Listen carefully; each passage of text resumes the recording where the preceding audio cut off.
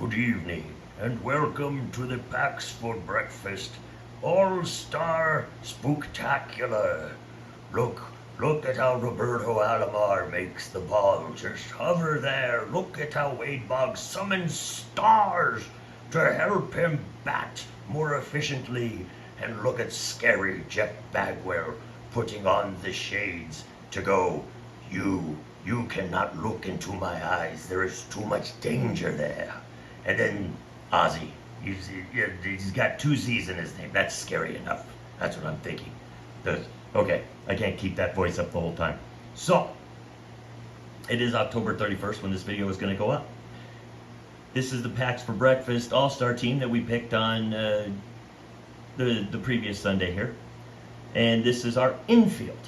Yesterday we talked about the battery, which was Randy Johnson, Ivan Rodriguez, and Roberto Hernandez.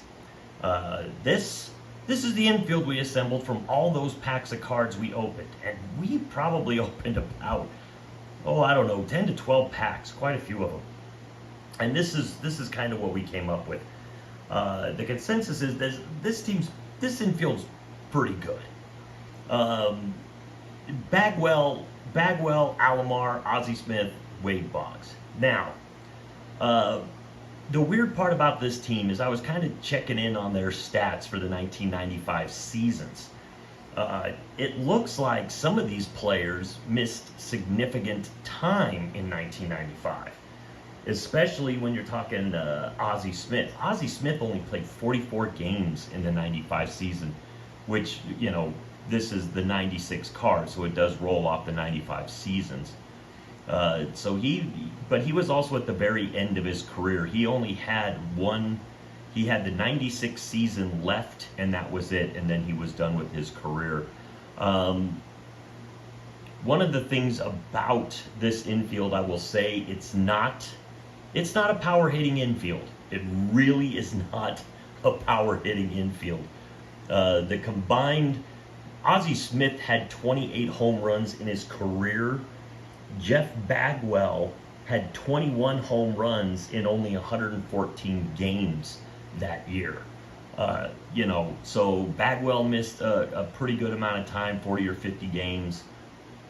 Roberto Alomar, I think, played pretty much the whole season, but he's not a power hitter. Wade Boggs never had a lot of pop in his bat.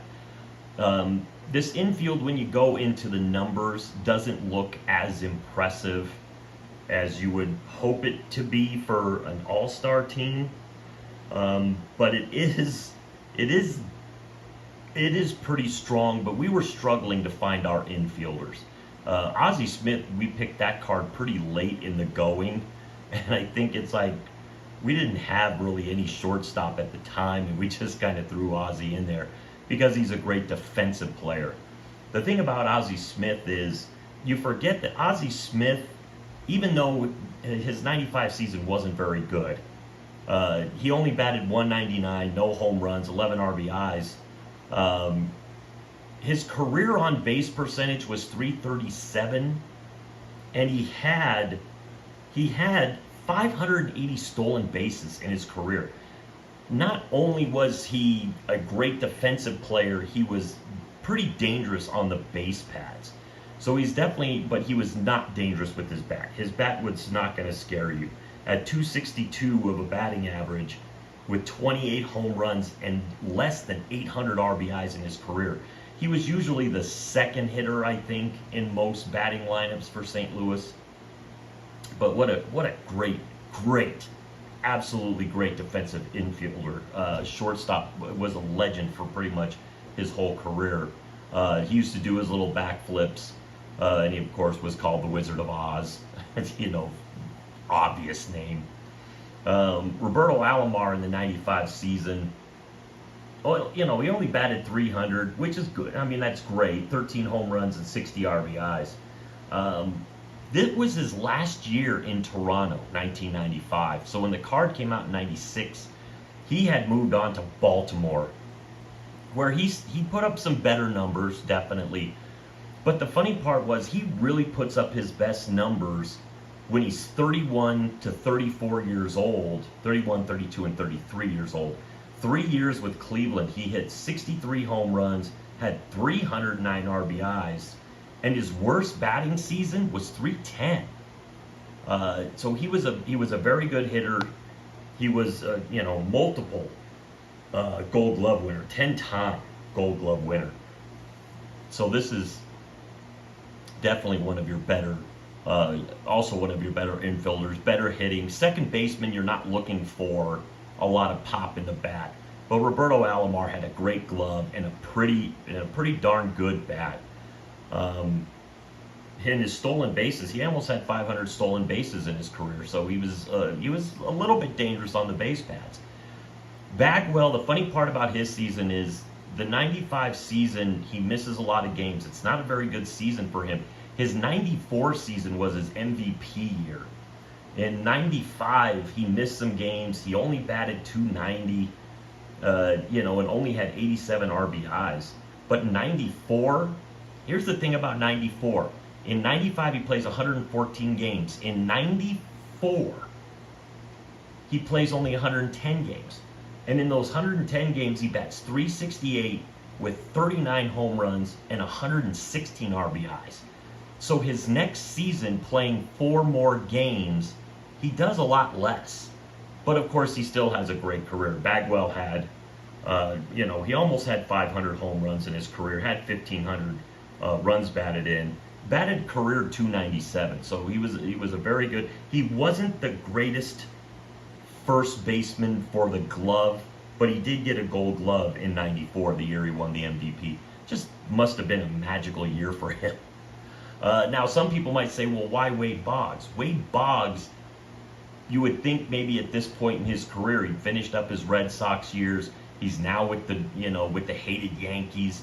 I remember Red Sox fans not being real happy with him for going to the Yankees. But the thing about Wade Boggs in that 95 season, he still batted .324. So Boggs still had a very productive year with the bat. And Wade Boggs is, he's a member of the 3,000 hit club.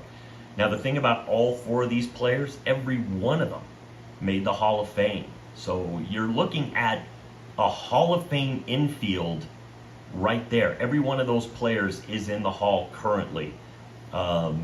Bagwell had a little bit of, suspicion of being part of the steroid era. There was a little suspicion he might be, but nothing was ever proven about it. Of course, nobody's going to convict Ozzie Smith of steroids. But for the most part, this infield is solid. It's a very good defensive infield, especially up the middle. Alomar and Ozzie Smith aren't going to let too many things get by him. Boggs at that point in his career, he might, but then again in 1995, Wade Boggs did win the Gold Glove at third base. So you had the 94 Gold Glove winner at first base, you had the 95 Gold Glove winner at third, and you had multiple-time Gold Glove winners with Alomar and Ozzie Smith. This team isn't going to probably be responsible for a lot of your runs, but they will be responsible for preventing some runs. So, once again, I like this lineup. I like this infield. But we do have some power hitters coming in our outfield in the next episode, which will be tomorrow. Watch us every Sunday every Sunday at 8 a.m. Standard Eastern Time and 6 a.m. Mountain Time, because we do a live show where we pull these teams from packs of cards randomly. And then you can argue with us on whether or not we picked the correct All-Star team for the year of cards that we are currently doing. So, thank you for joining me. If you disagree with any of this, go ahead and watch the previous show. Tell us if there was an infielder you would have put in there that was better than what we ended up putting up here. So, once again, that's All Star for now. Have a great night.